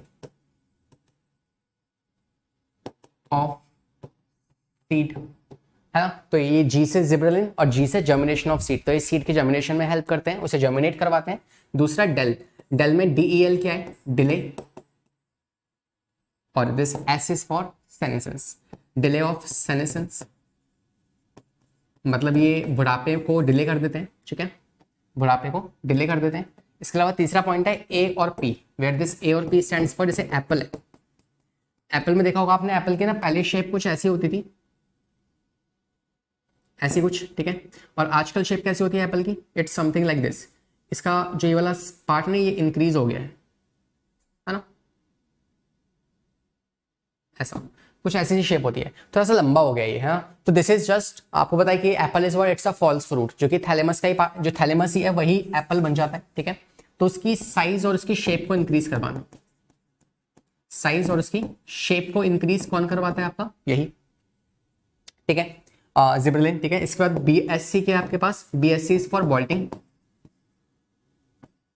bolting करवाता है ये। बोल्टिंग का मतलब क्या है कि मान लो if you are having this one sugar cane, जिसमें ये आपके नोट्स हैं और दूसरी तरफ यही सेम शुगर, ये एक सेम आपकी क्या है, शुगर केन है, बस इसमें क्या किया हमने, इसमें हमने इसके इंटरनोड्स की ना जो डिस्टेंस है उसे इंक्रीज कर दिया। जैसे इसमें क्या था, इसमें ये इसके बीच का इंटरनोड था, हमने इसको इंक्रीज कर दिया इतना। तो बताओ कौन सा शुगर केन हमारे लिए ज्यादा फायदेमंद है, ऑब्वियसली सेकंड वाला, ये वाला, है ना। क्यों, बिकॉज इसमें हमारे पास लंबा शुगर केन मिल रहा है, क्योंकि हमें चाहिए क्या, हमें खाने के लिए ये वाला पार्ट चाहिए, और यही वाला पार्ट इंक्रीज हो गया है, तो हमें ज्यादा शुगर एक्सट्रैक्ट कर पाएंगे हम इसमें से, है ना। दिस इज द रीजन कि ये हमारे लिए बेटर है। तो ये करता है क्या है, जिब्रेलिन बोल्टिंग करवाता है, मतलब इंटरनोड्स के बीच का डिस्टेंस है उसे इंक्रीज कर देता है। It is called as a bolting. कौन से प्लांट्स में, जैसे शुगर केन हो गया, शुगर केन या कॉनिफर, कॉनिफर पता है ना आपको, जिम्नोस्पर्म जो होते हैं, ठीक है, उसमें हेल्प करता है। नेक्स्ट आप देख पा रहे हैं कि जनरल लाइफ साइंस, इसका एग्जांपल क्या है, तो शेयर यू कैन सी कि ये आपकी हेल्प करता है। जैसे ग्रेप्स, ग्रेप्स में क्या होता है कि मान लो ये ग्रेप्स का स्टॉक है, लंबी सी है ना डंडी, जिसपे ग्रेप्स का गुच्छा आने वाला है पूरा इस तरीके से। तो अगर एक बात बताओ, जितना लंबा ये स्टॉक होता है ना, उतने ही ज्यादा ग्रेप्स आते हैं। अगर मैं इस ग्रेप के स्टॉक को और लंबा कर दूं तो क्या और ज्यादा ग्रेप्स नहीं आ जाएंगे इस पे? भाई ग्रेप्स तो उगना चाहते हैं, उन्हें जगह नहीं मिल रही है, जितनी जगह है, लिमिटेड जगह है, तो उतना ग्रो हो जाएंगे। अब स्टॉक को लंबा कर दिया तो फिर ग्रेप्स ज्यादा ग्रो होंगे, तो वो यही करते हैं। तो ग्रेप्स की जो स्टॉक है उसे इंक्रीज कर देते हैं, उसको इंक्रीज कर देंगे तो ज्यादा ग्रेप्स आ पाएंगे एक ही गुच्छे के अंदर। This is what done by the gibberellin, ठीक है। तो आई होप आप इसके फंक्शंस भी जान चुके हैं, इसकी ट्रिक भी आप जान चुके हैं। तो ये हो गई इसकी ट्रिक, ये सारे हो गए इसके function. I hope you are clear with this. Example देख लीजिए, speeding up the malting process, मतलब डिस्टेंस बढ़ाता है ना। इसके अलावा जिब्रेलिन के फंक्शन क्या है, स्टिमुलेट द स्टेम ग्रोथ और promote the seed germination, delay senescence, है ना। कैसे करेगा, तो मान लो अगर कोई ये एक लीफ है जिसमें बुढ़ापा आने वाला है ना, तो यहाँ पे जैसे मान लो आपने जिब्रेलिन को स्प्रेड कर दिया, है ना, तो यहाँ पे ये फ्लोएम बढ़ा देगा, फ्लोएम की कंडक्शन को बढ़ा देगा। इसको मैं आपको पढ़ाऊंगा साइटोकाइनेन में, अभी छोड़ दो उसको, ठीक है। इसके अलावा जो एप्पल्स हैं उनकी शेप को अच्छा कर रहा है ना। शुगर केन की जो लेंथ है, स्टेम है, उसे इंक्रीज कर रहा है। डॉफ प्लांट को लंबा कर दे रहा है, जैसे आपके कुछ एग्जांपल्स हैं एप्पल वगैरह में, ठीक है। और आपकी ये जुवेनाइल फेज जो है उसको जल्दी लेके आ रहा है ना, उससे जल्दी मैच्योर कर दे रहा है। तो we can say hasten maturity in the juvenile conifer. तो you can write one more example, जो कि है ये आपकी मैच्योरिटी लेके आता है, मैच्योरेशन में भी हेल्प करता है। तो these are the examples for gibberellin. I hope this is also clear to you. आते हैं तीसरे हार्मोन पर, जो कि है साइटोकाइनिन। ओके, ये भी क्या है, ये भी आपका एक प्रमोटर है, it is also a promoter. आइए बात करते हैं इसकी डिस्कवरी के बारे में। तो इसके लिए आपको ध्यान रखना है एक साइंटिस्ट का नाम, जिनका नाम है Skoog and Miller. Skoog and Miller ये कर क्या रहे थे, ये लोग ना एक्सपेरिमेंट कर रहे, या कि ये कुछ डिस्कवरी ढूंढ रहे थे। They were doing the experiment on tobacco plant. Tobacco plant की लीफ पे ये काम कर रहे थे, या मैं कहूँ उसके इंटरनोड पे ये काम कर रहे थे, इंटरनोड। तो इन्होंने क्या किया, इंटरनोड से ना कैलस निकाल दिया, अनडिफरेंशिएटेड मास, ठीक है। अब उस कैलस को इन्होंने क्या किया, ऑक्सीजन के साथ एक्सपोज करवाया। तो उन्होंने क्या सोचा, वो कैलस जो है वो जल्दी ग्रो हो जाएगा, because oxygen is a promoter, तो वो जल्दी ग्रो करवा देगा। लेकिन हुआ नहीं ऐसा। फिर क्या किया उन्होंने, ऑक्सीजन तो डाला ही डाला, लेकिन ऑक्सीजन के साथ उन्होंने एक ह्यूमन की सेल का डीएनए ऐड कर दिया, या फिर इन्होंने एक ईस्ट जो फंगस है ना उसका डीएनए ऐड कर दिया, या फिर कोकोनट वाटर, कोकोनट वाटर, जब इनमें से किसी एक को ऐड किया तो वो कैलस ग्रो कर गया। ये हैरान, ऐसा कैसे हुआ? मतलब ऑक्सीजन जो ग्रो करवाता है उससे ग्रो नहीं हो रही है, ऑक्सीजन के साथ कुछ डाल दो तो ग्रोथ हो जा रही है। मतलब कि इन तीनों में कुछ तो ऐसा कॉमन है जो ऑक्सीजन की हेल्प करवा रहा है कैलस को ग्रो करवाने में। बात आई समझ में? तो वो तीनों में कॉमन क्या था? वो तीनों में कॉमन था साइटोकाइनिन। वो तीनों में कॉमन क्या था? साइटोकाइनिन। ठीक है, तो इसकी दो फॉर्म्स हमें पढ़नी है। एक, हमें साइटोकाइनिन तो नहीं मिलता लेकिन साइटोकाइनिन के जैसा इफेक्ट शो करने वाला एक केमिकल है। कहां से मिलता है? हैरिंग फिश के स्पर्म, हैरिंग फिश एक फिश है, ठीक है, उसके स्पर्म के डीएनए के अंदर हमें एक केमिकल मिलता है काइनेटिन, जिसका केमिकल नेचर क्या है? फुराइल अमाइनो, फुरफुराइल अमाइनो प्यूरिन। और ये आपका साइटोकाइनिन इफेक्ट शो करता है, साइटोकाइनिन इफेक्ट शो करता है। तो कौन सा एग्जांपल याद रखोगे? काइनेटिन। ये हो गया एनिमल्स के केस, एनिमल से एक्सट्रैक्ट किया गया साइटोकाइनिन। एक और, प्लांट से कौन सा साइटोकाइनिन एक्सट्रैक्ट होता है? तो एग्जैक्टली वो साइटोकाइनिन नहीं है, मगर जियामेज, जियामेज का जो प्लांट है उसमें से एक जियाटिन नाम का केमिकल एक्सट्रैक्ट होता है, जिसका केमिकल नेचर क्या है? बेंजीन या बेंजाइल अमाइनो प्यूरिन, प्यूरिन है ना। और ये जो है इसका भी साइटोकाइनिन इफेक्ट होता है, साइटोकाइनिन लाइक इफेक्ट। तो ये प्लांट से एक्सट्रैक्ट किया गया साइटोकाइनिन का एग्जाम्पल है। दो एग्जाम्पल्स आपको आपके टिप्स पे याद होने चाहिए। मैं एक बार आपको पीछे ले जाना चाहूंगा और मैं आपको कुछ दिखाना चाहता हूं। ये देखिए, साइटोकाइनिन का डेरिवेटिव नेचर क्या था? एडेनाइन डेरिवेटिव था, और वो भी कौन सा? प्यूरिन। तो देखो एग्जाम्पल्स में भी आपके प्यूरिन ही है, दिखा दूं? देखो यार, जियाटिन में क्या है? BAP, बेंजाइल अमाइनो प्यूरिन, और यहाँ पे क्या है इसका chemical nature? Furfuryl amino purine. ठीक है, FAP और BAP। तो this is what we complete about the cytokinin also. ये बेसिक सी बातें आपको समझ में आ गई होंगी, और इसका आप चाहो तो नेचर लिख लीजिए कि डेरिवेटिव कौन है इसका। तो साइटोकाइनिन के डेरिवेटिव है आपको कौन?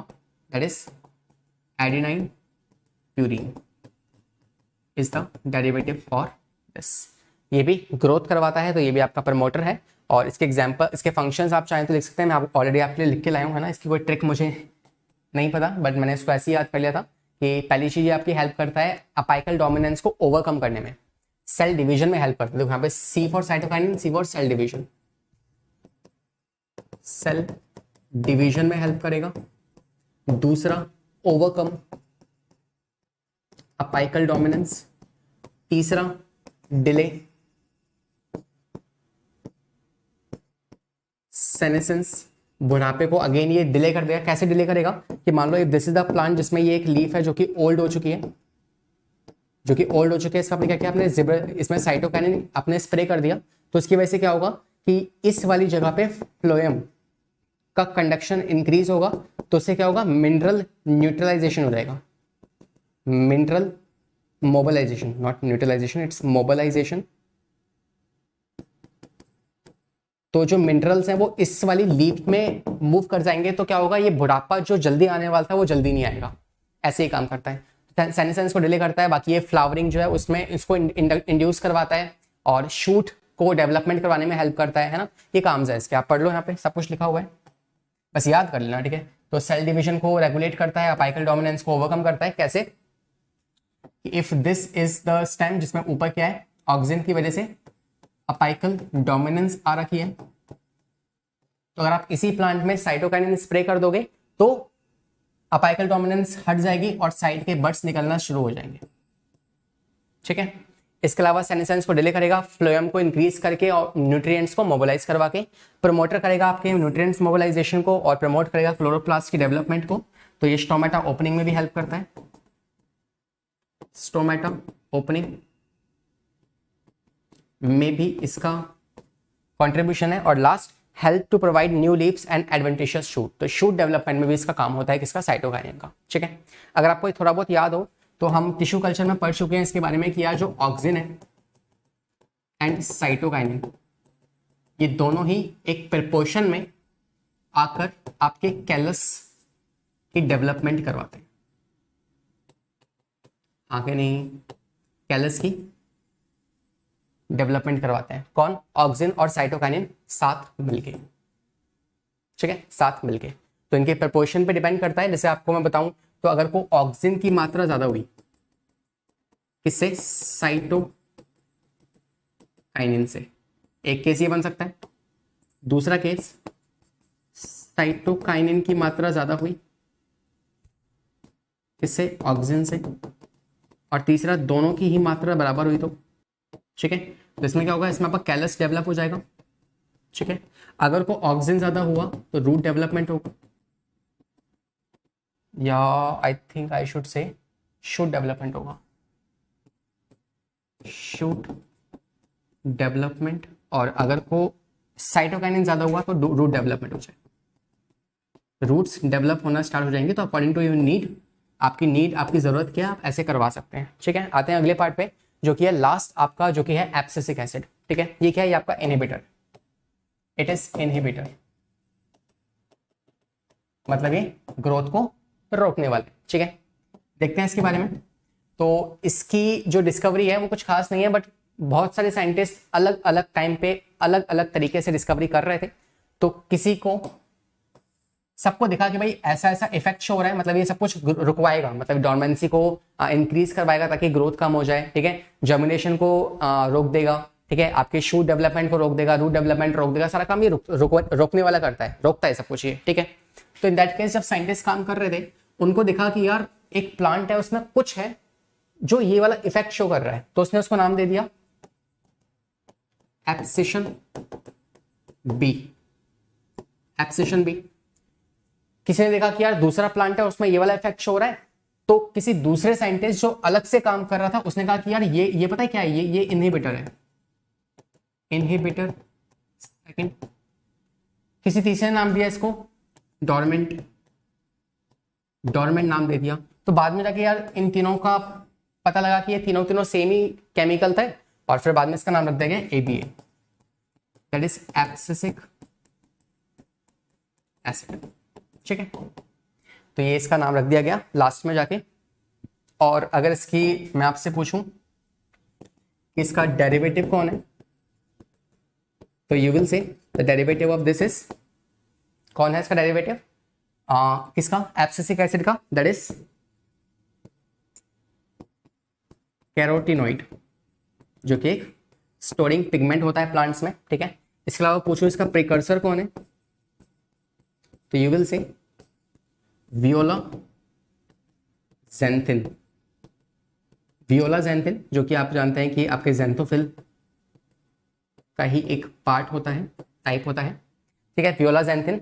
और इसकी लोकेशन, मतलब फॉर्मेशन कहाँ पे होती है, तो फॉर्मेशन लोकेशन क्या है, कहाँ पे बनता है ये, तो यू विल से क्लोरोप्लास्ट। बस ये कहाँ पे होता है, क्लोरोप्लास्ट।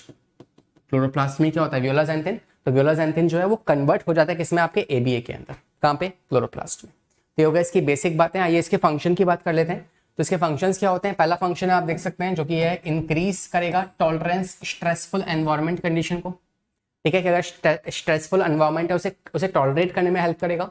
दूसरा, growth inhibitor of the plant, है ना, ग्रोथ को रोक देगा, सप्रेस कर देगा। इनहिबिट द मेटाबॉलिज्म, तो ये भी रोक रहा है, मेटाबॉलिज्म को रोक देगा। मैच्योर सीड की डेवलपमेंट में हेल्प करेगा। सीड डोरमेंसी, मतलब कि ग्रोथ को रोक रहा है और डोरमेंसी को बढ़ा रहा है। Inhibit the germination and increase the dormancy. Next, stimulate the closure of the stomata, तो इससे पहले जो आपका साइटोकाइनिन था वो स्टोमेटा ओपनिंग करवाता, ये स्टोमेटा की क्लोजिंग करवाएगा। और लास्ट, एंटागोनिस्टिक टू जिब्रेलिन, इस पे क्वेश्चन बन चुका है प्रीवियस ईयर में कि who is antagonistic to gibberellin, वो है आपका ABA एब्सिसिक एसिड। बिकॉज ये जिब्रेलिन के उल्टे काम करवा रहे हैं। कैसे, जिब्रेलिन क्या करवाता है, ग्रोथ, है ना, सीड जर्मिनेशन करवाता है, ये जर्मिनेशन को रोक रहा है और डॉर्मेंसी करवा रहा है, तो इट इज द एंटागोनिस्टिक, मतलब उल्टा काम कर रहा है, ठीक है। Share we complete this part also. और लास्ट पार्ट आता है आपका इथाइलिन, जो कि एक गैशियस है। इथाइलिन जो है ये एक आपका गैशियस हार्मोन है, गैशियस हार्मोन है, ठीक है।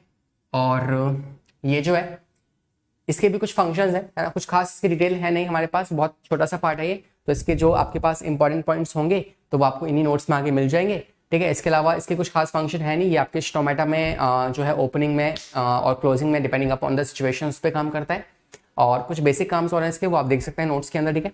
Let's leave this part here only because इससे कुछ खास क्वेश्चन आए नहीं है प्रीवियस ईयर में, तो इसलिए मैं इस वाले पार्ट को अब यहाँ पे स्किप कर दे रहा हूँ, ठीक है।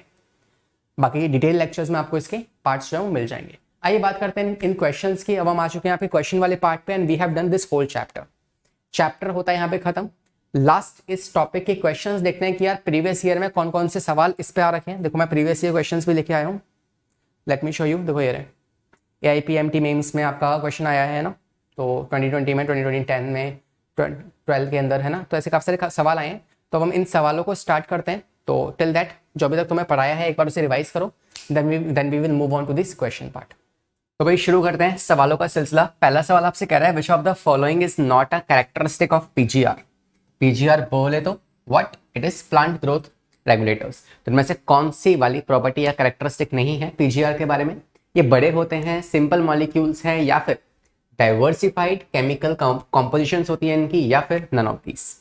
तो यार इनके बारे में काफी कुछ बातें ऑलरेडी हम जान चुके हैं, एक दो बातें एज अ नोट पॉइंट आप लिख भी लीजिए यहाँ पे। पहली बात तो जो आपके PGRs होते हैं कैसे होते हैं, दे आर स्मॉल, ठीक है, और सिंपल मॉलिक्यूल्स हैं, they are small and simple SS, ठीक है। सेकेंड बात, अगर हम इनके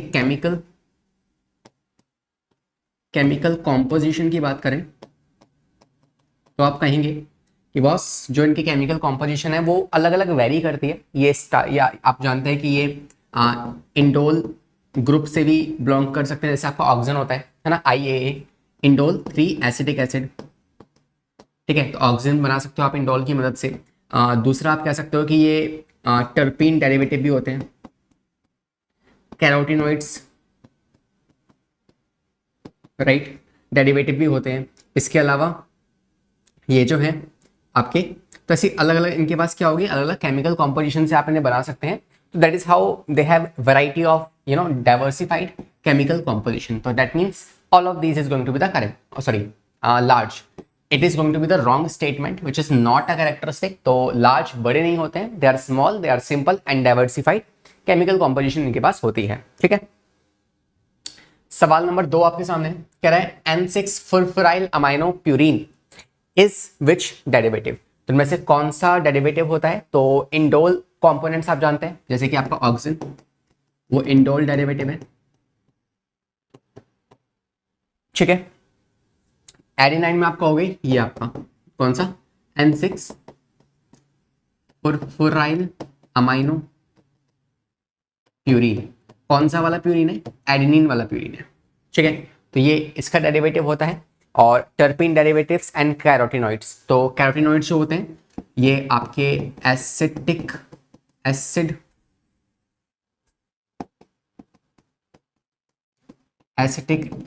डेरिवेटिव्स होंगे, है ना। टर्पीन्स के आपके जिब्रेलिन डेरिवेटिव्स होंगे, ठीक है। तो ऑप्शन क्या होगा इसका? The correct answer is going to be option number B, ठीक है, एडेनिन डेरिवेटिव। सॉरी ये एसिटिक नहीं, ये एब्सिसिक है ना, एब्सिसिक एसिड, ठीक है। तो इंडोले ग्रुप जो है ये आपका ऑक्सीजन का एग्जांपल हो जाएगा। एडेनाइन जो है ये derivative N6 furfuryl amino purine, ये एग्जांपल होगा आपके साइटोकाइनिन का। और टर्पीन जो आप जानते हैं, जिब्रेलिन जो है टर्पीन डेरिवेटिव्स होते हैं, और एब्सिसिक एसिड जो है कैरोटिनॉइड डेरिवेटिव्स होते हैं। तो ये चारों की चारों बातें आपको ध्यान रखनी है। आते हैं अगले सवाल पे, करेक्ट कॉलेप्टाइल, है ना। तो जो आपकी ग्रास के ऊपर एक्सपेरिमेंट किया गया था, कॉलेप्टाइल ऑफ द कैनरी ग्रास के ऊपर, तो जो कॉलेप्टाइल था उस कैनरी ग्रास का वो किसके लिए सेंसिटिव था? लाइट के लिए, वाटर के लिए, या फिर आपके टच के लिए, या फिर ऑल ऑफ दीज? तो इट वाज लाइट सेंसिटिव। इसी कारण से वो बेंड हुआ और हमें पता लगा कि यार ऑक्सीजन की कॉन्सेंट्रेशन जहां ज्यादा है वहीं पे बेंडिंग शो हो रही है। ओके, अगला सवाल है ऑक्सीजन की बात करें तो ऑक्सीजन आर डिस्कवर्ड बाय, तो ऑक्सीजन जो है हालांकि हमने 2 साइंटिस्ट का नाम पढ़ा है लेकिन स्टिल हम जानते हैं कि यार डिस्कवरी की जब बात आती है तो डिस्कवरी का क्रेडिट किसको दिया जाता है, तो वो है आपके FW वेंट, है ना। ऑल द फर्स्ट एक्सपेरिमेंट आपके डार्विन, है ना, चार्ल्स डार्विन ने उन्होंने एक्सपेरिमेंट स्टार्ट किया था, मगर स्टिल जो डिस्कवरी का या टर्म का जो क्रेडिट जाता है वो जाता है आपके FW वेंट को, ठीक है। अगला सवाल, one of the commonly used plant growth hormone in the tea plantation, तो टी प्लांटेशन में किसका इस्तेमाल होता है, तो अगेन ये सवाल है आपका फंक्शंस के बेसिस पे, है ना। और टी प्लांटेशन, है ना, या फिर हम बात करें आपके रूट को प्रमोट करने की बात करें, या हम कहें कि एब्सिशन करवाना हो किसी ओल्डर पार्ट का, ये सारे काम हमने किसके पढ़े हैं, ऑक्सीजन के पढ़े हैं, राइट। तो इस बार भी क्या होगा आपका ऑक्सीजन, जो कि है indole 3 acetic acid, example of oxygen यही है जो टी प्लांटेशन में इसका इस्तेमाल होने वाला है। अगला सवाल देख लीजिए आपके सामने है, root development is promoted by, तो कौन है जो रूट डेवलपमेंट को प्रमोट करता है, एब्सिसिक एसिड, ऑक्सिन, जिबरेलिन या फिर आपका इथाइलिन, कौन है रूट डेवलपमेंट में या रूट को प्रमोट करता है। अगर आपको याद हो तो हमने जब टिश्यू कल्चर पढ़ा है, टिश्यू कल्चर के अंदर भी आप जानते हैं कि जो ऑक्सिन, साइटोकाइनिन, इनका ना बहुत तरीके से इस्तेमाल होता है। अगर ऑक्सिन साइटोकाइनिन को आप बराबर रख दोगे तो कैलस बन जाएगा, ऑक्सिजन ज्यादा हुआ तो रूट की डेवलपमेंट हो जाएगी, और अगर साइटोकाइनिन ज्यादा हुआ तो फिर शूट डेवलपमेंट हो जाएगी। तो मतलब कि ऑक्सिजन जो है वो रूट की डेवलपमेंट में काफी इंपॉर्टेंट रोल प्ले करता है। तो option number B is going to be the correct answer. Okay, आप इस सवाल को इस तरीके से भी याद रख सकते हो। नेक्स्ट कह रहा है phototropic curvature is the result of uneven distribution of, तो जो आपके पास इस तरीके से, है ना, कॉलेप्टाइल जो है उसकी बेंडिंग शो हुई थी, तो ये किस कारण से बेंडिंग शो हुई थी, किसकी अनइक्वल डिवीजन की वजह से, तो आप कहेंगे ऑक्सीजन जो है वो अनइक्वली डिवाइड हुआ था, कुछ जगहों पे ज्यादा तो कुछ जगहों पे कम, इस कारण की वजह से बेंडिंग शो हो गई थी, ठीक है। Option number D is the correct answer. अगला सवाल कह रहा है वंडरलाइजेशन जो है stimulates the flowering in the case of, आप जानते हैं एक कोल्ड स्टिमुलस देना यही होता है क्या, वंडरलाइजेशन। तो कौन से वाले पर्टिकुलर प्लांट में आप ये चीज कर सकते हो, तो वह है आपका कैरेट। कैरेट में आप ठंड के टाइम पे इसको grow, like you can grow carrot in any season, ठीक है। द रीजन बिहाइंड इट कि ठंड में भी आप इसे ग्रो करवा सकते हो just by giving you can से a kind of a temperature sensitivity, ठीक है। तो आप इसे टेम्परेचर स्टिमुलस देके आप इसे ग्रो करवाते हो किसमें, विंटर वाले समय के अंदर। आप चाहें तो इसका आंसर रीड भी कर सकते हैं, देख लीजिए।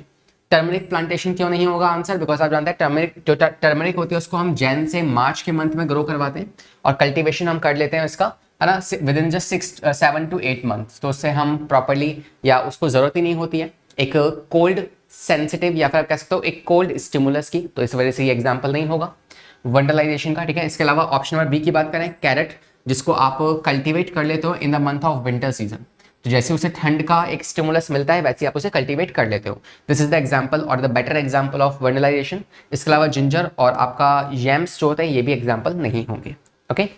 अगला सवाल, which one of the following generally act as a antagonistic, antagonistic का मतलब क्या होता है, उल्टा काम करने वाले, है ना। यही सेम चीज आप पढ़ोगे क्लास ये 11th के ही यू नो एंडोक्राइन सिस्टम के अंदर के which gland is antagonistic to this particular part, okay.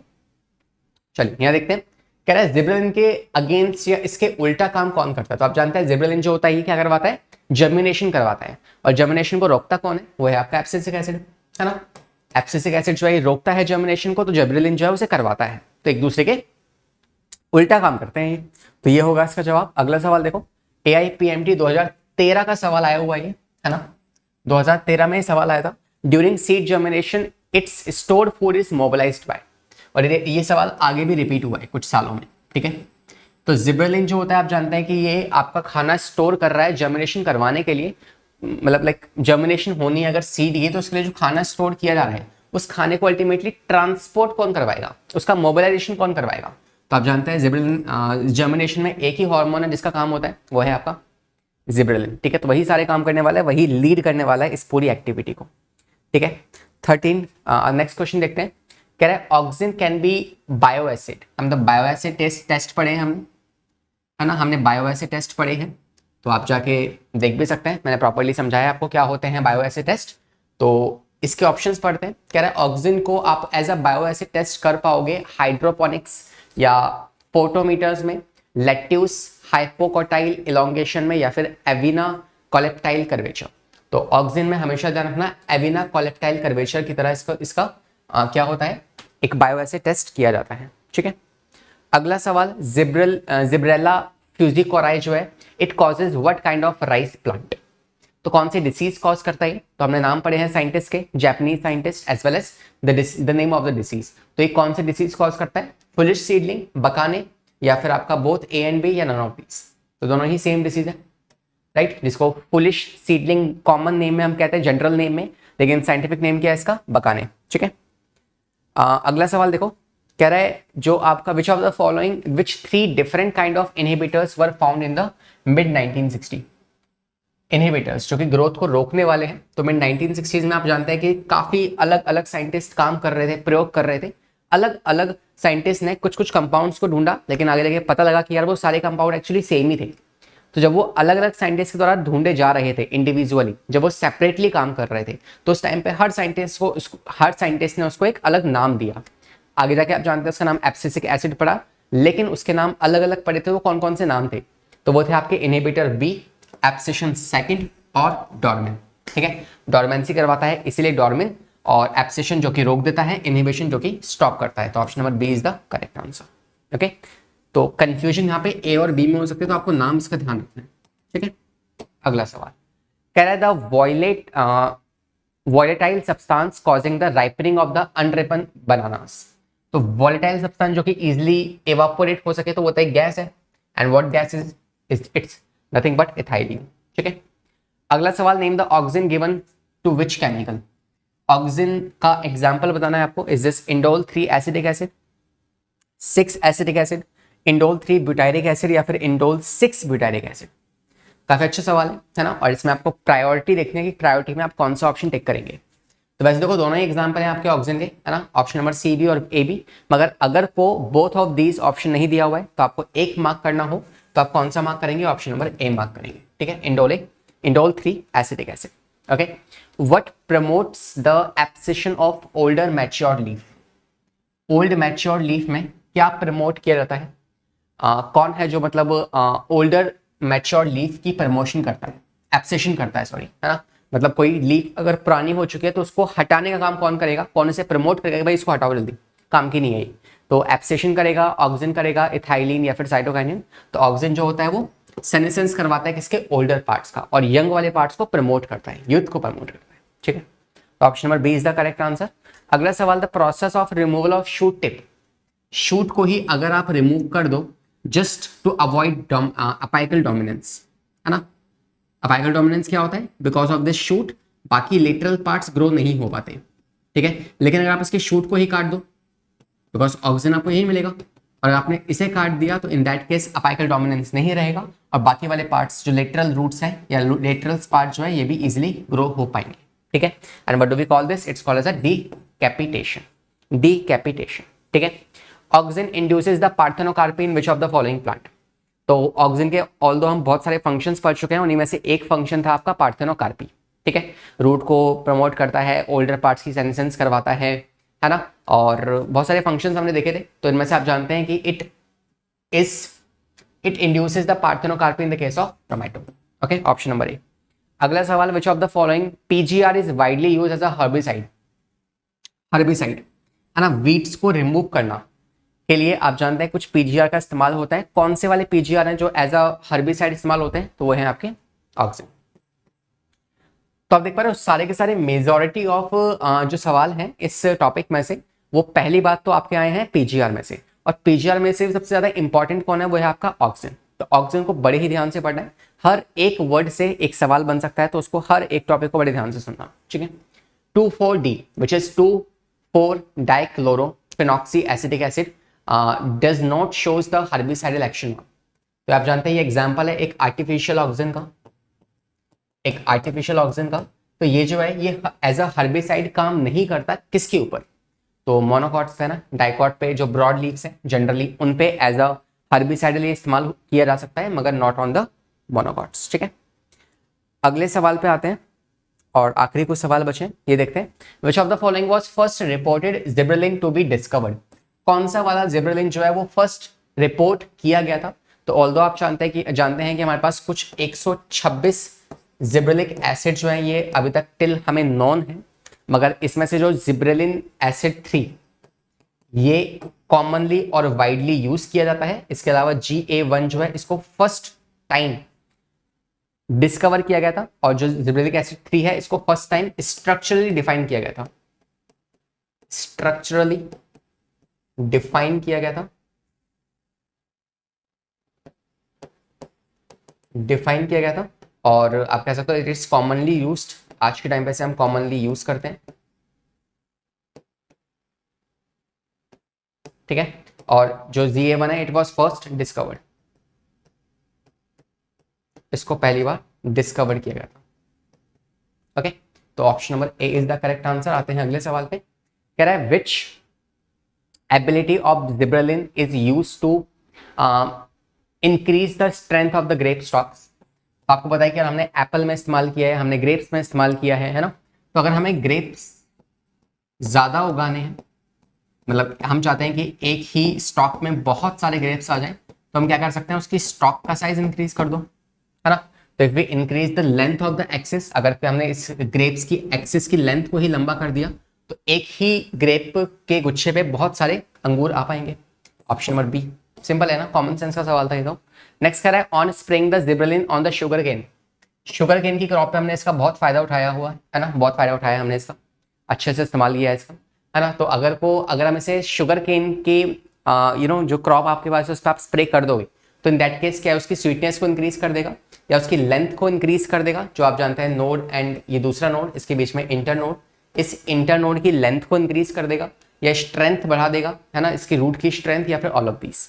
तो आप जानते हैं कि यार हम चाहते क्या है कि एक शुगर केन की अगर हमें प्रोडक्टिविटी ज़्यादा इंक्रीज करनी है, तो उसके लिए आप इनके दो नोड्स के बीच का डिस्टेंस बढ़ा दो, दो नोड्स के बीच का डिस्टेंस बढ़ा दो। तो आपने जैसे इनके बीच के नोड्स का डिस्टेंस को इंक्रीज किया, तो आप जानते हैं इनके अंदर शुगर कंटेंट था वो ऑलरेडी इंक्रीज हो चुका है, शुगर कंटेंट जो है वो ऑलरेडी इंक्रीज हो चुका है, और ये हमें चाहिए था, है ना। तो हमने इसी प्रकार बहुत ज़्यादा मात्रा में क्या किया है, हमने इसी प्रकार बहुत ज़्यादा मात्रा में बेनिफिट लिया है इस शुगर केन का by just spraying the gibberellin on it. Okay, अगला सवाल कह रहा है chitin was first discovered from. Chitin जो है वो पहली बार कॉर्न कर्नल से, या फिर ऑटोक्लेव हियरिंग स्पर्म डीएनए, या कोकोनट मिल्क, या फिर ऑल ऑफ दीज, कहाँ से इसको पहली बार डिस्कवर किया गया था। तो आई गेस आपने आंसर ठीक किया होगा, है ना। The correct answer is option number B which is autoclaved herring sperm DNA, ठीक है। तो इसका ऑटोक्लेव करके हमने इसमें से फर्स्ट टाइम आपके काइनेटिन जो है उसको एक्सट्रैक्ट किया था। तो we are done with all the questions here, and हमने ये चैप्टर भी पूरा कंप्लीट कर लिया है।